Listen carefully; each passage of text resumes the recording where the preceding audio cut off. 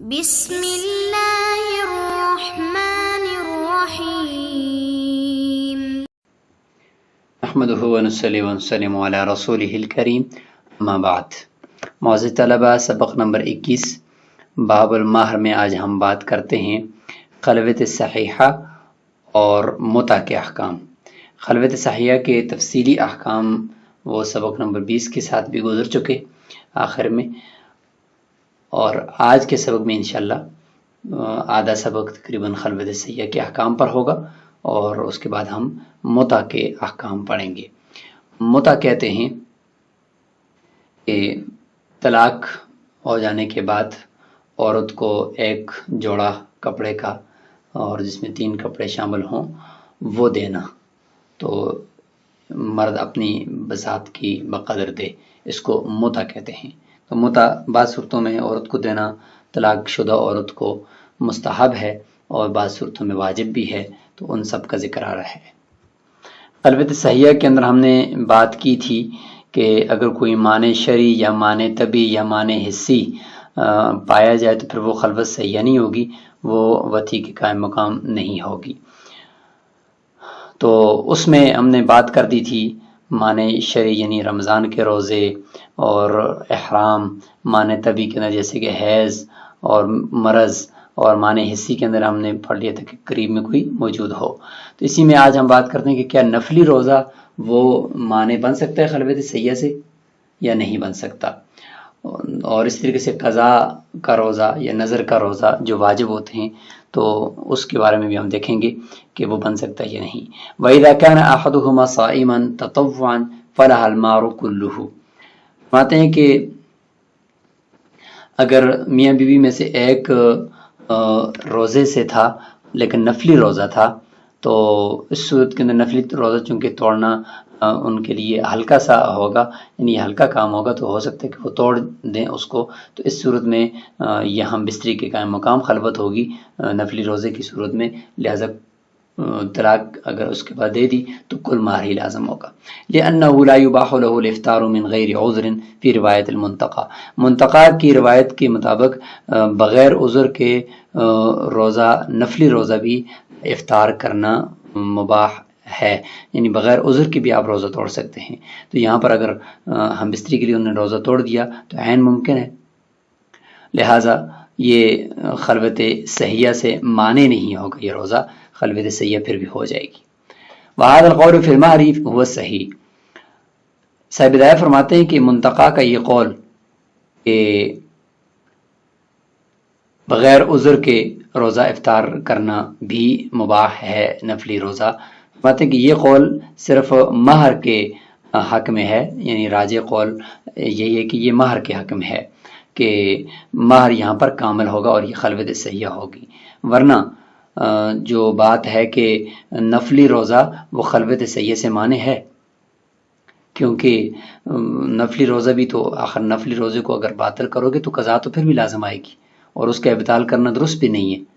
لہٰذا اس میں بات نہیں کریں گے۔ منتقى کے قول کو ہم صرف احتیاط پر مبنی کریں گے، کیونکہ مہر کے اندر احتیاط کیا جاتا ہے، کر سکتے ہیں، تو لہٰذا ہم اس کے اندر اس کو لیتے ہوئے مہر کو لازم کر دیں گے۔ وَصَوْمُ الْقَضَاءِ وَالْمَنْظُورِ كَالتَّطَوُّعِ فِي رِوَایَةٍ۔ قضا کا روزہ اور نظر کا روزہ واجب ہوتے ہیں، اور ان کی قضا بھی ہوتی ہے، کفارہ اگر کفارہ اس میں وارد نہیں ہوتا، تو فرماتے ہیں کہ یہ بھی نفل روزوں کی طرح ہے، اگر کسی کا قضا کا روزہ ہے یا نظر کا روزہ میاں بیوی میں سے، تو اگر خلوت کر لی تو یہ خلوت صحیحہ ہو جائے گی نفلی روزے کی طرح۔ لِأَنَّهُ لَا كَفَارَةَ فِيهِ، اس میں کفارہ تو نہیں ہے، لیکن اس میں بھی راجح قول یہ ہے کہ جن احباب نے اس کو یعنی روزہ توڑنے کو گناہ قرار دیا ہے تو انہوں نے فرمایا کہ نہیں یہ خلوت صحیحہ سے مانے ہے، اس کی وجہ سے خلوت صحیحہ نہیں ہوگی، خلوت فاسدہ ہوگی، اور جن نے کہا کہ نہیں گناہ تو چلو اپنی جگہ پر، انہوں نے کہا کہ کفارہ ہے یا نہیں، انہوں نے دیکھا کہ جب کفارہ نہیں ہے ان روزوں کو توڑنے میں تو انہوں نے فرمایا کہ نہیں اب خلوت صحیحہ ہے، نفل کی طرح ہو گیا۔ وَالصَّلَاةُ بِمَنزِلَةِ الصَّوْمِ فَرْضُهَا كَفَرْضِهِ نَفْلُهَا كَنَفْلِهِ۔ نماز بھی روزے ہی کی مرتبے میں ہے، لہذا جس طرح فرض روزہ ہو تو اس سے خلوت سیاح باطل ہو جاتی ہے اور خلوت سیاح درست نہیں ہوتی. تو اسی طریقے سے اس میں بھی ونفل ہوا کا نفلی، اور جیسے نفل روزے کے اندر حکم ہم نے ابھی پڑھ لیا کہ نفل روزے کی وجہ سے خلوت سیاح سے یہ معنی نہیں ہوتا، خلوت سیاح اس سے ہو جاتی ہے. تو اسی طریقے سے نماز بھی اگر نفل ہے تو اس سے بھی خلوت سیاح ہو جائے گی، یعنی دونوں خلوت میں ملے لیکن نماز پڑھ رہے ہیں. نماز اگر فرض پڑھ رہے ہیں تو پھر تو یہ معنی ہے کہ ظاہر ہے وہ توڑیں گے نہیں کہ فرض نماز ہے بڑا اہتمام کریں گے، اور اگر نفل ہے تو وہ توڑ دیں گے اور ہم بستری کے قریب پہنچ جائیں گے. اس لیے نفل نماز خلوت سیاح سے معنی نہیں ہے اور فرض نماز معنی ہے. وَإِذَا خَلَا الْمَجْبُوبُ بِامْرَأَتِهِ ثُمَّ طَلَّقَهَا فَلَهَا كَمَالُ الْمَهْرِ عِنْدَ أَبِي حَنِيفَةَ رَحِمَهُ اللَّهُ وَقَالَ عَلَيْهِ نِصْفُ الْمَهْرِ. مجبوب یعنی جس کا آلہ تناسل کٹا ہوا ہے، وہ اپنی عورت کے ساتھ خلوت کرتا ہے پھر اس کے بعد اس کو طلاق دیتا ہے، تو امام ابو حنیفہ رحمہ اللہ فرماتے ہیں کہ کامل مہر اس کو دینا پڑے گا اگرچہ اس کا ذکر کٹا ہوا ہے. امام صاحبین فرماتے ہیں کہ اس کے اوپر نصف مہر ہی لازم ہوگا، لأنه أعجز من المریض، کیونکہ مریض سے تو یہ زیادہ عاجز ہے. مریض کے ساتھ تو پھر بھی اعلیٰ تناسل ہوتا ہے لیکن مرض ہوتی ہے، تو مرض کی وجہ سے ہم نے کہا کہ خلوت سیاح نہیں ہوگی، اس کو خلوت سیاح ہم قرار نہیں دیں گے. تو یہ تو اس سے زیادہ عاجز ہے کہ اس کا تو اعلیٰ تناسل ہی موجود نہیں ہے. لہٰذا اس صورت کے اندر صاحبین کے نزدیک اس کے اوپر یعنی نصف مہر آنا چاہیے. بخلاف العنین، بخلاف عنین کے صاحبین فرماتے ہیں کہ چونکہ جو عنین ہے اس کا اعلیٰ تناسل تو ہوتا ہے لیکن وہ کام نہیں کرتا، مطلب وہ بستری کے قابل نہیں ہے، تو وہاں پہ موجود تو ہے، بہرحال مجبوب کا تو موجود ہی نہیں ہے نا. فرماتے ہیں لأن الحکم ادیر علی سلامت اعلیٰ، کیونکہ حکم کا دار و مدار خلوت سیاح کی صحیح ہونے کا دار و مدار وہ اعلیٰ تناسل کی سلامتی پر ہے. تو اعلیٰ تناسل اس کا سالم تو ہے اگرچہ وہ بستری کے قابل نہیں ہے لیکن موجود تو ہے. جب موجود ہے تو اسی پر حکم کا دار و مدار کرتے ہوئے خلوت سیاح مان لی جائے گی. بہرحال اس میں راجح قول امام ابو حنیفہ رحمہ اللہ کا ہے کہ اگر مجبوب اگرچہ وہ رگڑنے کے اعتبار سے تو قدرت رکھتا ہے لیکن اعلیٰ تناسل نہیں ہے، تو رگڑ کر بھی ہو سکتا ہے کہ منی نکل جائے اور وہ عورت کی شرمگاہ میں چلی جائے، تو اس لیے کامل مہر اس میں لازم ہے. امام ابو حنیفہ رحمہ اللہ کی دلیل بھی دیتے ہیں کہ ان المستحق علیہا التسلیم فی حق المستحق. فرماتے ہیں کہ مستحق کے حق میں، یعنی جو اس کے حق کا مستحق تھا اور جو اس کی بزہ کا مستحق تھا، اس کے حق میں عورت کے اوپر تو لازم یہی تھا کہ حوالے کر دے اپنے آپ کو، اپنی بزہ کو اس کے حوالے کر دے مستحق کے حق میں. وقد اتت بھی، اور وہ کام تو اس نے کر دیا، اس نے مستحق یعنی شوہر کو دے دی اور اس کے حوالے بھی اپنے آپ کو کر دیا، لیکن آگے شوہر چونکہ اس پر قادر نہیں تھا تو اس چیز کی ذمہ دار تو وہ نہیں ہے نا، تو لہٰذا اس کے اپنے آپ کو حوالے کرنے سے ہی کامل مہر لازم ہو جائے گا. وعلیہ العدۃ فی جمیع ہذہ المسائل. صنف فرماتے ہیں کہ جتنے بھی مسائل ہم نے پڑھ لی جن میں خلوت سیاح ہے یا جن میں خلوت سیاح نہیں ہوئی، تو اس صورت میں اگر اس کو طلاق ہو جاتی ہے تو ان تمام مسائل کے اندر خلوت سیاح اور فاسدہ دونوں میں عدت عورت پر بہرحال لازم ہے، احتیاطاً استحساناً لتوہم الشغل، احتیاطاً اور استحساناً، کیونکہ شریعت کا حق ہے اس کے ثابت کرنے میں احتیاط کیا جائے گا. استحسان اور استحسان بھی ہے، اس میں قیاس کا تقاضا تو یہی ہے کہ عدت لازم نہ ہو کیونکہ وہ ہم بستری تو ہوئی نہیں ہے، لیکن استحسان کیوں؟ لتوہم الشغل، ہو سکتا ہے کہ عورت کی رحم کے اندر کوئی نطفہ چلا گیا ہو سکتا ہے کہ ہم بستری ہوئی ہو، لہٰذا اس کے وہم کی وجہ سے استحسان عدت یہاں پہ لازم ہوگی، اور عدت ہوتی ہی استبراء رحم کے لیے. والعدت حق الشرعی، اور عدت جو ہے وہ شریعت کی طرف سے لازم کی گئی ہے. اسی کی دلیل یہ ہے کہ اگر عورت اپنے آپ سے ساقط کرنا چاہے بھی ساقط نہیں کر سکتی، شریعت کا حق ہے. لہٰذا اس سے پتہ چلا، اور تداخل بھی اس میں ہوتا ہے، تو اللہ کے حق میں تداخل ہوتا ہے، شریعت کے حق میں تداخل تو ہو سکتا ہے لیکن حق العبد میں تداخل نہیں ہوتا، تو اس لیے یہ شریعت کا حق ہے. اور والولدی، اور بچے کا حق ہے، یعنی اگر اس کے پیٹ میں بچہ ہے تو عدت اس بچے کا حق ہے کہ عدت کے اندر اس کے ساتھ کوئی ہم بستری نہ کرو، پتہ چل جائے کہ اس کے پیٹ میں بچہ ہے یا یعنی رحم کے اندر حمل ہے یا نہیں ہے. اگر ہے تو پھر ظاہر ہے کہ اس کو حیض نہیں آئے گا، اگر نہیں ہے تو پھر اس کو حیض آئے گا، تو اس لیے عدت اس لیے ہوتی ہے. اور اگر بچہ ہے بھی تو پھر بھی عدت ہوتی ہے وضع حمل تک، تاکہ اس بچے کے ساتھ کسی دوسرے کی منی وہ شامل نہ ہو جائے، جیسے کہ حدیث میں ہے کہ من کان یؤمن باللہ والیوم الاخر فلا یسقین ماءہ ذرع غیرہ او کما قال علیہ الصلوۃ والسلام. فلا یصدق فی ابطال حق الغیر، پس مرد یا عورت کی تصدیق نہیں کی جائے گی غیر کے حق کو باطل کرنے میں، کیونکہ یہ شریعت کا حق ہے یا بچے کا حق ہے، عدت کے اندر ان کی تصدیق نہیں کی جائے گی، وہی ہم نے بستری نہیں کی لہٰذا عدت نہیں ہونی چاہیے، اس طریقے سے نہ مرد کی تصدیق کی جائے گی نہ عورت کی، کیونکہ غیر کا حق ہے بچے کا اور شریعت کا، اس کو یہ باطل نہیں کر سکتے، لہٰذا عدت تو بہرحال ہوگی۔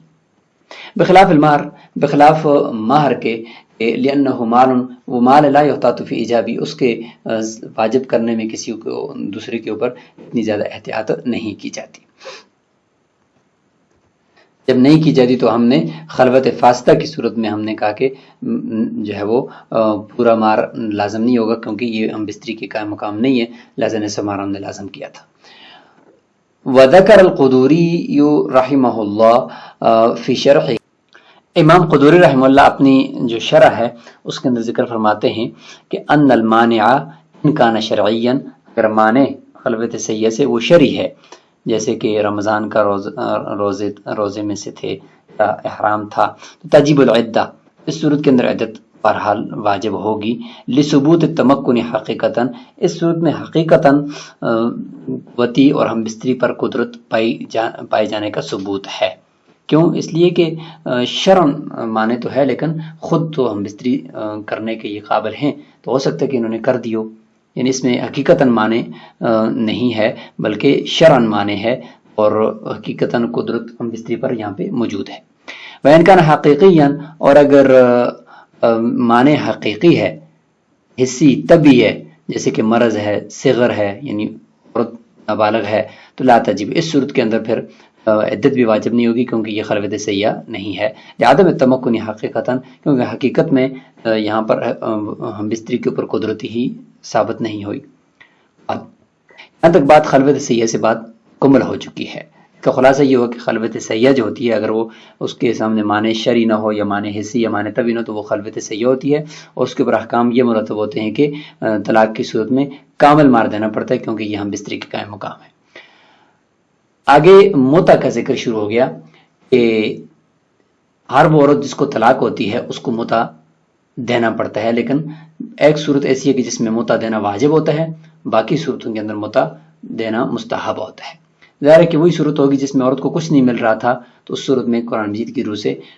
اس کو پھر متع دینا واجب قرار دیا، جس طرح پچھلے سبق کے اندر ہم نے ذکر کیا کہ وَمَتِّعُوهُنَّ عَلَى الْمُوسِعِ قَدْرُهُ وَعَلَى الْمُقْتِرِ قَدْرُهُ،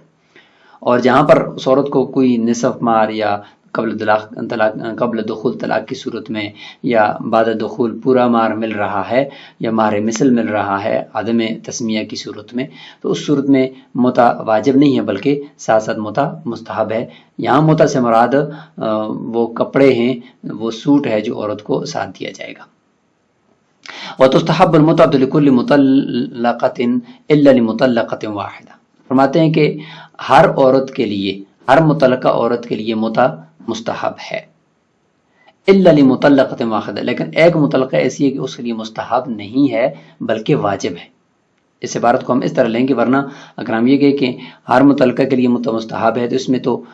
ہر ایک مطلقہ آ گئی، وہ بھی آ گئی کہ جس کو قبل دخول طلاق ہوئی ہو اور اس کے لیے مہر بھی متعین ہو چکا ہو، تو اگر ہم اس عبارت کو ظاہر پر دیکھیں تو اس عبارت میں تو پھر یہ کہ مستثنیٰ منہ اور مستثنیٰ کے درمیان کوئی فرق ہی نہیں ہے۔ اس کا مطلب یہ کہ جاءنی خالد الا خالدا، کہ میرے پاس خالد آیا سوائے خالد کے، یہ تو پھر اس طرح کی مثال ہو جائے گی، تو پھر درست نہیں ہوگا۔ اس لیے اس کا جواب یہ ہے کہ یہاں پر اس متعلقہ سے مراد وہ متعلقہ ہے کہ اس کے لیے متع واجب ہے۔ فرماتے ہیں کہ ہر متعلقہ کے لیے متع مستحب ہے، لیکن ایک متعلقہ ایسی ہے کہ جس کے لیے متع واجب ہے۔ وہ کون سی ہے؟ وہی التی طلقها الزوج قبل الدخول بها، یہ وہ عورت ہے جس کے لیے شوہر نے قبل الدخول طلاق دی اور عقد کے وقت اس کے لیے مہر متعین نہیں تھا بلکہ بعد میں مہر متعین کیا تھا۔ تو احناف کے نزدیک، یعنی طرفین کے نزدیک بالخصوص، ہم نے پچھلے سبق میں پڑھا کہ ایسی عورت کہ جس کے لیے پہلے مہر متعین نہیں تھا بعد میں مہر متعین کیا گیا ہے، تو ایسی عورت کا اگر قبل دخول طلاق ہوتی ہے تو ہم نے پہلے پڑھا کہ اس کے لیے وہ متع ہوتا ہے، اس کے لیے متع ہوتا ہے، اس کے لیے چونکہ وہ جو متعین کیا ہوا بعد میں مہر ہے اس کا کوئی اعتبار نہیں ہوتا، وہ تعین باطل ہو جاتا ہے،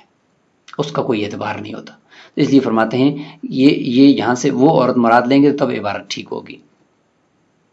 وہ عورت جس کا شوہر نے طلاق دی قبل دخول اور اس کے لیے بعد میں مہر متعین کیا تھا، پہلے شروع میں مہر متعین نہیں کیا تھا، تو اس کے لیے متع واجب ہوتا ہے۔ اور ایک اور اس عبارت کو درست کرنے کا طریقہ یہ ہے کہ ہر عورت کے لیے متع مستحب ہے، لیکن ایک عورت ایسی ہے کہ جس کے لیے نہ متع مستحب ہے نہ واجب ہے۔ وہ کون سی؟ کہتے وہ عورت ہے کہ وہی التی طلقها الزوج قبل دخول بها، جس کو شوہر نے قبل دخول طلاق دی، وقد سمى لها مہرا، اور اس کے لیے مہر بھی متعین کیا تھا، لہذا مہر کے متعین کرنے کے بعد اس کو طلاق دی ہے اور دخول سے پہلے دی ہے۔ اس عورت کو چونکہ وہ مہر کا نصف دیا جائے گا نا، تو لہذا اس کے لیے نہ متع مستحب ہے اور نہ ہی واجب ہے۔ تیسرا ایک جواب اس عبارت کو درست کرنے کے لیے یہ بھی دیا جاتا ہے کہ متع ہر عورت کے لیے مستحب ہے، مگر ایک عورت ایسی ہے کہ جس کے لیے متع واجب ہے۔ وہ کون سا؟ فرماتے ہیں کہ وہ عورت ہے جس کو شوہر نے طلاق دی قبل الدخول، وقد سمى لها مہرا، یہاں پر عبارت یہ ساون اس طرح لکھی گئی ہے، یہاں پر عبارت تھی ولم یسمی لها مہرا، کہ شوہر نے قبل الدخول طلاق دی اور اس کے لیے مہر متعین ہی نہیں کیا، تو یہ ایسی عورت ہے کہ جس کے لیے متع واجب ہے۔ تو یہ تین طریقے سے اس عبارت کو آپ درست کر سکتے ہیں۔ اور امام شافعی رحمۃ اللہ فرماتے ہیں تجب لکل مطلقۃ الا لهذه، ہر مطلقہ عورت کے لیے متع واجب ہے، دینا پڑے گا اس کو، الا لهذه، مگر سوائے اس عورت کے، جس کا بھی ماقبل متن میں ذکر ہوا، یعنی اس عورت کے کہ جس کو قبل دخول طلاق دی اور ایک صورت جو ہم نے ذکر کی کہ اس میں مہر بھی متعین کیا تھا، تو اس کا مہر چونکہ متعین ہو چکا تھا تو لہٰذا اس کا ہی نصف دینا ہے، اور وہ نصف بطریق متع کی اس کو ملتا ہے نا، تو اس لیے اس عورت کے لیے امام شافعی رحمۃ اللہ کے نزدیک ایک جو ان کا قول ہے اس قول کے مطابق مہر متع اس کے لیے واجب نہیں ہے قول جدید کے مطابق، اور قول قدیم میں اس کے لیے بھی واجب ہے۔ تو گویا کہ امام شافعی رحمۃ اللہ کے نزدیک ہر متعلقہ کے لیے متع واجب ہے، لأنها وجبت صلة من الزوج، دلیل دیتے ہیں کہ یہ جو متع واجب ہوتا ہے یہ شوہر کی طرف سے ایک صلہ رحمی کے طور پر ہے، کوئی عوض نہیں ہے، صلہ رحمی ہے۔ لأنه اوحشها بالفراق، کیوں صلہ رحمی ہے؟ کیونکہ اس نے ایک تو عورت کو کیا کر دیا؟ ننگا کر دیا، یعنی اس کو اپنے سے جدا کر دیا، بالفراقی، جدائی کے ساتھ، اوحشها یعنی اس کو وحشت میں اور تنہائی میں مبتلا کر دیا اپنے آپ سے جدا کر کے، تو اس صورت میں اس کے اوپر لازم کرو، مہر ملتا ہے یا نہیں ملتا، اس کے اوپر لازم کرو کہ یہ متع بھی اس کو ساتھ دے دے۔ الا، مگر ان فی هذه الصورہ، یہ جو متن والی صورت ہے کہ جس کے لیے مہر متعین بھی کیا تھا پھر قبل دخول طلاق دی ہے، اس صورت کے اندر نصف المہر، جو نصف مہر عورت کو ملے گا، طریقۃ المتعۃ، یہ بطریق متع ہی کے ہے، کہ یہ متع ہی کے طور پر دیا جا رہا ہے، تو چونکہ یہاں پر تو کچھ نہ کچھ مل رہا ہے اس لیے یہاں پر پھر متع الگ سے واجب نہیں ہوگا۔ لأن الطلاق فسخ فی هذه الحالہ، کیونکہ اس حالت کے اندر تو جو طلاق ہے نا وہ تو ایک فسخ ہو رہی ہے، اور فسخ کا مطلب یہ کہ جو چیز پہلے تھی اسی کو پرانی حالت پر لے کر آئے ہیں، لہذا عورت کے ساتھ گویا کہ دخول ہی نہیں ہے، قبل دخول عورت کی طلاق ہے، تو اس کا متع صحیح سالم، اس کی شرمگاہ بالکل استعمال نہیں ہوئی، صحیح سالم اس کی چیز اس کے پاس پہنچ چکی ہے، تو اس حالت کے اندر تو جو اس کو نصف مہر مل رہا ہے وہ متع ہی کے طور پر مل رہا ہے، عوض نہیں ہے، لہذا والمتعۃ لا تتکرر، اور متع کے اندر اصول یہ ہے کہ وہ مکرر نہیں ہوتا، وہ ایک ہی مرتبہ ہوتا ہے، تو اس لیے یہاں پر امام شافعی فرماتے ہیں کہ صرف ایک صورت ہے جس میں واجب نہیں ہوگا، باقی سب صورتوں کے اندر عورت کے لیے متع واجب ہوگا۔ مولانا احناف جواب دیتے ہیں کہ ان المتعۃ خلف عن مہر المثل فی المفوضہ، فرماتے ہیں کہ متع جو ہے یہ مہر مثل کا خلیفہ ہے، حقیقت میں متع یہ صلہ رحمی وغیرہ اپنی جگہ پر، لیکن حقیقت میں جو متع دیا جاتا ہے وہ مہر مثل کا خلیفہ ہوتا ہے، یعنی اس کا نائب ہوتا ہے اس عورت کے اندر جس عورت کو مفوضہ کہا جاتا ہے۔ مفوضہ وہ عورت ہے جس کے لیے مہر متعین نہ کیا گیا ہو، یا مہر اس شرط پر اس کے ساتھ نکاح کیا ہو کہ اس کو مہر دینا ہی نہیں، تو اس طرح کی عورت کے لیے مہر مثل ہوتا ہے نا، اگر دخول ہو جائے یا شوہر مر جائے، اور اگر قبل دخول اس کو طلاق ہو جائے تو پھر مہر مثل تو نصف نہیں ہوتا نا، لہٰذا اس کا مہر مثل کے مقابلے میں متع دیا جاتا ہے، یہ متع اس عورت کے لیے مہر مثل کا خلیفہ ہے، لأنه سقط مہر المثل، کیونکہ مہر مثل تو ساقط ہو گیا، وجبت المتع، متع واجب ہوا ہے، اور والعقد یوجب العوض فکان خلفا، اور عقد نکاح جو ہے وہ عوض کو تو واجب کرتا ہے نا، ایک دفعہ جب عقد ہو گیا وہ اس کی وجہ سے مہر تو واجب ہو گیا ہے بہرحال، فکان خلفا، تو یہ موتا جو ہے وہ اس کا جانشین تھا، خلیفہ تھا۔ اب جب یہ خلیفہ ہے تو والخلف لا یجامع الاصل، خلیفہ جو ہوتا ہے وہ اپنے اصل کے ساتھ جمع نہیں ہو سکتا، یعنی مہر بھی ہو اور ساتھ ساتھ موتا بھی ہم واجب کر دیں، جس طریقے سے امام شافعی فرماتے ہیں کہ ہر ایک متعلقہ جس کو کچھ نہ کچھ مہر بھی مل رہا ہے اور دخول سے پہلے طلاق بھی ہو جو بھی ہو، ہر ایک متعلقہ کو موتا دو، تو پھر اس کا مطلب یہ کہ بعض صورتوں میں تو جن عورتوں کو مہر بھی مل رہا ہے تو ساتھ ساتھ موتا بھی جمع کرو، واجب کرو، اس پہ مہر بھی واجب موتا بھی واجب،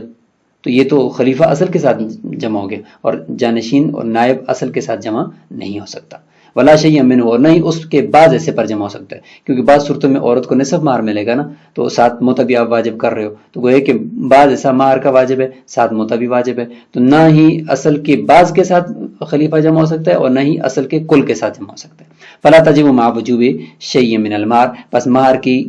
کسی بھی حصے کے وجوب کے ساتھ موتا واجب نہیں ہوگا۔ امام شافعی نے فرمایا کہ یہ موتا صلہ رحمی کے لیے ہے، لہذا واجب ہونا چاہیے، اور دلیل دی تھی کہ اس نے وحشت میں مبتلا کیا ہے عورت کو، تو لہذا اس وجہ سے اس کو کچھ نہ کچھ سوٹ وغیرہ موتا کی شکل میں دے دے، تو جواب یہ کہ وہ غیر جانن فی الاحاش، اس کو وحشت میں مبتلا اور تنہائی اور جدائی میں مبتلا کرنے کے اندر مرد نے کوئی جنایت تو نہیں کی،